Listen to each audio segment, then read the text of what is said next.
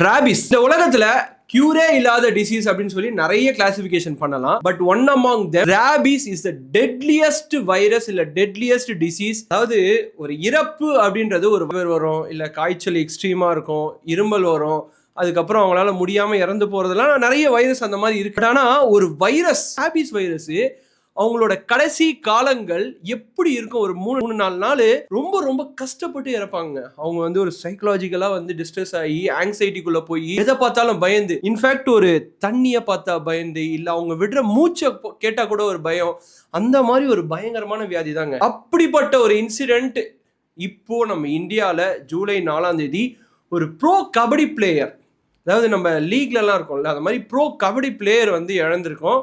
S, Brajesh Solanki அப்படின்றவர் இறந்தவர், திருப்பி வர முடியாது, அவ்வளோதான். அவர் வந்து ஒரு ராபிஸ் அப்படின்ற ஒரு நோயில் பாதிச்சு இறந்துட்டார். ஆனால் இந்த ஒரு பர்டிகுலர் வீடியோ கண்டிப்பாக ஒரு அவேர்னஸ் வீடியோவாக இருக்கும்.